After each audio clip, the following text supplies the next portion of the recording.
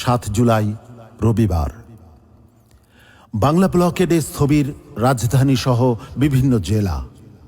অনির্দিষ্টকালের জন্য বিশ্ববিদ্যালয় ও কলেজে ক্লাস পরীক্ষা বর্জনের ঘোষণা। এদিন মাদারীপুর জেলার যুব সমাবেশে পীর সাহেব চরমনাই বলেন, সরকার গুন্ডা বাহিনী, হেলমেট বাহিনী দিয়ে হলে হলে পাহারাদার বসিয়েছে এবং দমন পীড়ন করে শিক্ষার্থীদের আন্দোলন ধ্বংস করতে চাইছে। তিনি কোটা বিরোধী আন্দোলনরত শিক্ষার্থীদের দাবি মেনে নিতে সরকারের প্রতি আহ্বান জানান। হিজরি নববর্ষ উপলক্ষে ইসলামী ছাত্র আন্দোলন বাংলাদেশ বাইতুল মোকাররম থেকে পল্টন মোড় হয়ে হাউস বিল্ডিং চত্বরে স্বাগত র্যালি করে। এদিন কোটা সংস্কারের দাবিতে জোরালো বক্তব্য রাখেন ইসলামী ছাত্র আন্দোলন বাংলাদেশের মোহতারাম কেন্দ্রীয় সভাপতি নুরুল বশর আজিজি।